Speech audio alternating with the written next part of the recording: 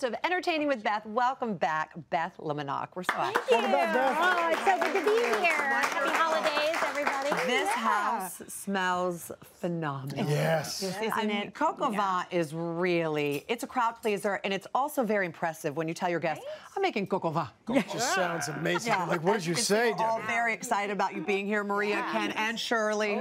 Joining Ken at the counter, Cam at the counter, excuse me. So, coq au vin just means Yeah, chicken and wine, basically. Chicken and wine. I mean, really rooster, if you want to be real That's traditional. true. But we're not going to cook any roosters today. It is a very traditional French, it's a classic French dish that you are making for all of us and telling us it's very simple to make because it can take a long time to make It this. can take a long time. My recipe is very streamlined because during the holidays we have things to do. People entertain. We can't be bogged down. And I know you love to make this for your family, don't you? I do. We do. It's just a classic.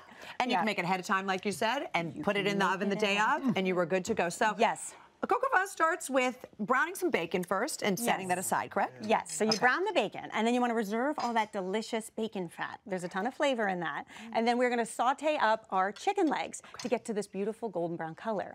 I really love the chicken legs because they're affordable. Right. It's a lot less expensive, and I think more flavorful too. yeah. Moist and Tender. delicious, right? So delicious. The chicken legs in the bacon. Yeah. And The only way to do it. I mean, why not, right? Yes. Then you remove the chicken legs, and you have that beautiful chicken fat and bacon fat in there, and then we add the vegetables. And then you add right? the vegetables together. We get healthy. We add our vegetables, and here we have them already here, so they're already cooked. Okay. They're looking good. And then So just some pearl onions and carrots? Yes, so we've got some carrots, some pearl onions. I get the frozen pearl onions because then you don't have to peel them. Sure. And they taste delicious and it's much quicker that way. Okay. Okay, and then we're going to add, let's see, a little bit of dried thyme. Okay. So I like to use the dried thyme because there's just a lot more flavor in it Right. when you're sauteing. And you know, coq au vin is like the chili of France in a way because everyone has their own recipe. Is it? Yes. Some people use red wine, some people use white wine. And my mom has a coq au vin recipe that I absolutely adore. But again, it's a long recipe. I'm talking, it's when you say you're making coq au vin, people are like, oh, coq au vin. I mean, it takes a long time. And the fact that you're cutting down the time is unbelievable. Yes, and you can make this all a day ahead. Yes. So you can get this all done the day before and then just reheat it, and then you can relax when you're with your guests. Okay, now we're gonna add a little bit of cognac. So one of my tips is to turn off the flame before you add the alcohol. Because if you drip a little bit, you don't want to fire. Yeah, yeah. So the cognac has like maybe 4 times the amount of alcohol than wine would. So if you spill that, that could be a problem. And then we're gonna add a little red wine. Okay. And wine. Yes, I like to do both. Now, you could Yeah. leave the cognac out if you wanted to save a little bit of money, but I think it just adds flavor. Right. And the whole point with coq au vin is you're building flavor. Right. Yeah. And again, Packed people have with flavor. different It really is. spices. Everybody does their own thing. They really do. Okay, and then we're gonna add a little bit of chicken broth. Okay, nice. There we go. And then we're gonna add a bunch of different flavorings. So we have to have our garlic. We don't want to forget garlic. that. Yes, There you our go. beautiful minced garlic in there. Oh, and just that smell is bringing back so many memories Yes. of my childhood. I love this. And you always really make, you don't really make coq au vin in the summertime. No. You really make it in the winter. It's a great cold weather dish because it feels like a warm blanket. Like a There's big just hug. something, about it that's so cozy. And then we're gonna add a dry bay leaf. Okay. Or you could use fresh, whatever you have. Some salt. We just wanna make sure our Because that's a lot of sausage- Chicken. Yes, And was a lot that of tomato chicken. paste? It was. I know. My husband would probably roll his eyes at me with the French tomato. husband. My French husband. That's not very authentic. That's just my little Italian side There it going is. in there. But it's not, you know, it's just adding a layer of flavor. Yes, it's just adding a layer of flavor. And I think it takes the wine down a little bit. Right. I think it adds a little bit more flavor. Yeah. So okay. then fresh thyme as well. Yes, I like Why to both? use both. Well, because now that we have our liquid, I like to add the fresh thyme because it almost steeps in it. Yeah. And I was going to creates. say it has a nice thyme flavor. There I is can a taste nice that. thyme, Yeah. So I like to do both. I mean, there's no law says you can't do both. So So we have that come Never know in together. France. you never know. There are laws, but that's not one of them. I'm sure there's a law somewhere in France that says do nothing both with the I'm sure I'll hear from my French relatives. Okay. And whatever you do, never put in tomato paste. Apple seed.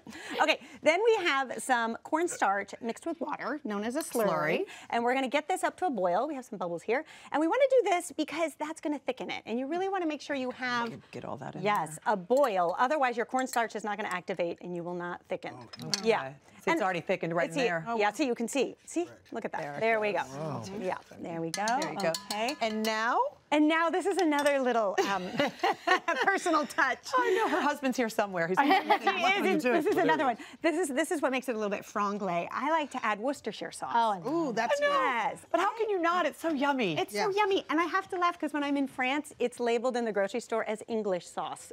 Oh, really? Wow. So it's definitely, that's what they call it. Well, listen, That's I'm very just proud telling. that they're selling Yes, it it's over very there. telling. Yes, so it's not very I French. I know, that's well. right. It's almost surprising that they're selling it. Right. Yeah, so that's So why I call now it we add our chicken back Yes, in. The chicken's going to go back in. Here we go. And this is also when we would add back in that beautiful bacon that we had Yes. taken out already, correct? Exactly. Okay. That's what we're going to And do. as you're adding that in there, I was wondering, is this something you can make in advance? Yes. And then kind of serve later? So how would that That is the best work? part, Cameron. So what you would do is you would take it all the way through to fully cooked. Okay. And then you would cool it down, refrigerate it, and that's why I love making it in these Dutch ovens, because you just put the top right on. Okay. Put it in your fridge. Wow. And then when your guests arrive and you sit down to drinks, put it in the oven, 300 degrees, for about 20 minutes.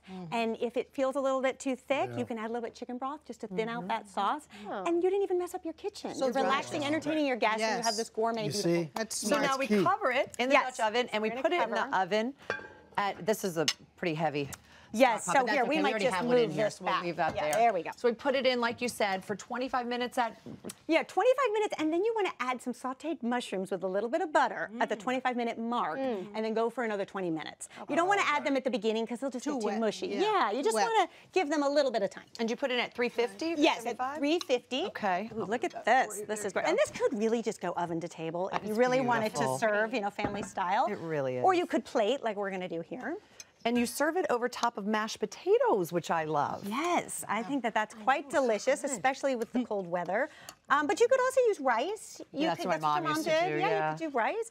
And see how beautiful I love the chicken leg, because I think that looks so elegant. It does. With the I'm such a bone. big fan of this. I mean, the all of it. juice. Thank you Yeah. so The much. juice, and It's you want to so make sure delicious. everybody gets a little bit of veggie. Oh, wow. You and gotta a have a big chunk taste. of French bread, right? Oh, time on top, you're good to go. Or Italian bread.